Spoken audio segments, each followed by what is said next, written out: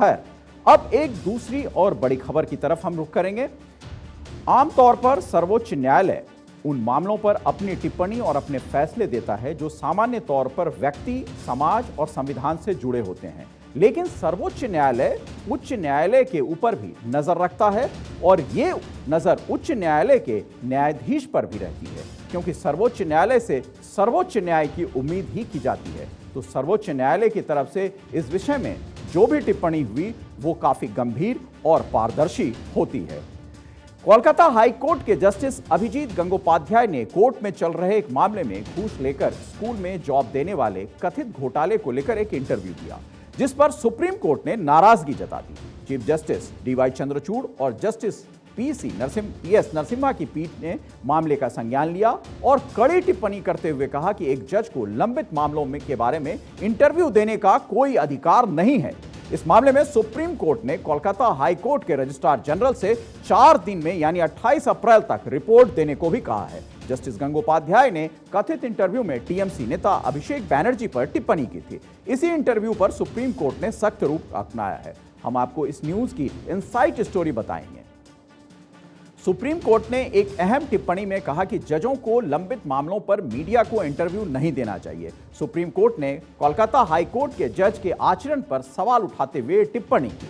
Kolkata high court के justice Gangopadhyay ने अपने इंटरव्यू में राजनीतिक रूप से संवेदनशील मुद्दों पर अपनी बेंच के फैसलों के बारे में बात की थी। बता दें कि जस्टिस गंगोपाध्याय ने पश्चिम बंगाल स्कूल भर्ती में अनियमितताओं को लेकर सीबीआई को जांच करने के लिए कम से कम 10 आदेश दिए हैं। सुप्रीम कोर्ट की पीठ ने कहा कि जजों के पास लंबित मामलों पर साक्षात्कार देने का कोई काम नहीं है। अगर वो ऐसा करते हैं तो मामले की सुनवाई नहीं कर सकते, उन्हें कार्रवाई में भाग लेने का कोई अधिकार नहीं है। हम इस पर बिल्कुल स्पष्ट हैं। चीफ जस्टिस की अध्यक्षता वाले पीठ ने आगे कहा कि अगर इंटरव्यू और ट्रांसक्रिप्ट सही पाई जाती है तो वो हाईकोर्ट के मुख्य न्यायाधीश से इस मामले को नई पीठ को सौंपने के लिए कह सकते हैं। पीठ ने कहा कि हम जांच को नहीं छुएंगे या किसी एजेंसी को मामले की जांच करने से रोकने के लिए कोई आदेश पारित नहीं करेंगे, लेकिन जब कोई जज टीवी डिबेट में याचिकाकर्ता के बारे में अपनी राय देता है तो वह उस मामले की सुनवाई नहीं कर सकता। हाईकोर्ट ने के प्रमुख को तब एक नई पीठ का गठन करना पड़ेगा।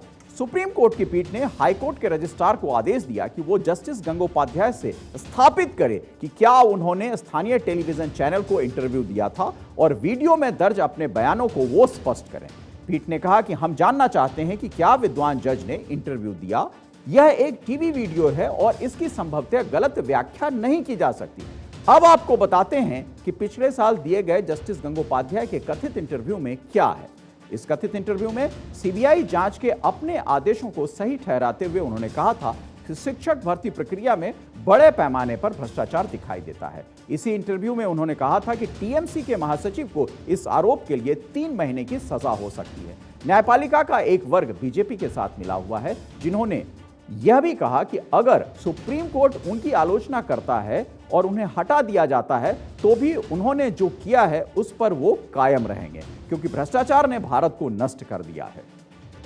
सुप्रीम कोर्ट ने 17 अप्रैल को कोलकाता हाई कोर्ट के 13 अप्रैल को दिए उस आदेश पर रोक लगा दी थी, जिसमें सीबीआई और ईडी को मामले में आरोपी अभिषेक बैनर्जी और कुंतल घोष से पूछताछ करने और उसके आधार पर रिपोर्ट दाखिल करने के निर्देश दिए गए थे। इससे पहले जस्टिस गंगोपाध्याय की एकल पीठ ने पश्चिम बंगाल पुलिस को कथित घोटाले की जांच कर रहे सीबीआई और ईडी के अधिकारियों के खिलाफ कोई एफआईआर दर्ज न करने के निर्देश दिए थे। यह आदेश जस्टिस गंगोपाध्याय की एकल पीठ ने मुख्यमंत्री ममता बनर्जी के भतीजे अभिषेक बैनर्जी के एक भाषण का संज्ञान लेते हुए दिया था, जिसमें अभिषेक बैनर्जी ने कहा था कि मामले में आरोपी कुंतल घोष पर केंद्रीय जांच एजेंसियों ने उसका नाम लेने के लिए दबाव डाला है।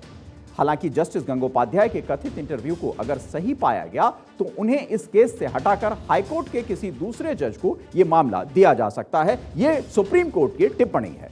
बंगाल का शिक्षक भर्ती घोटाला 2014 का है, जिसमें तब पश्चिम बंगाल स्कूल सर्विस कमीशन ने सरकारी स्कूलों में शिक्षकों की भर्ती निकाली थी, जिसकी प्रक्रिया 2016 में शुरू हुई थी। उस वक्त पार्थ चैटर्जी शिक्षा मंत्री थे। इस मामले में गड़बड़ी की कई शिकायतें कोलकाता हाईकोर्ट में दाखिल हुई थी। याचिकाकर्ताओं का आरोप था कि जिन कैंडिडेटों के नंबर कम थे उन्हें मेरिट लिस्ट में टॉप पर रखा गया। कुछ कैंडिडेट का मेरिट लिस्ट में नाम न होने पर भी उन्हें नौकरी दे दी गई। ऐसे लोगों को भी नौकरी देने के आरोप लगे जिन्होंने टीईटी परीक्षा भी पास नहीं की थी। सीबीआई ने पिछले साल 30 सितंबर को पहली चार्जशीट पेश की। इसमें पूर्व शिक्षा मंत्री पार्थ चैटर्जी समेत 16 लोगों के नाम थे। ईडी ने पार्थ चैटर्जी को उनकी करीबी अर्पिता मुखर्जी को गिरफ्तार किया था। इसी मामले में पार्थ 23 जुलाई 2022 से जेल में हैं और उनकी जमानत याचिकाएं खारिज हो चुकी हैं। उधर सुप्रीम कोर्ट ने एक दूसरे मामले की सुनवाई में साफ कहा है कि अगर विधानसभा में सरकार कोई विधेयक पारित करवाती है तो राज्यपाल उस बिल पर तुरंत संज्ञान लेते हुए उस पर मुहर लगाएं और उसे रोके नहीं।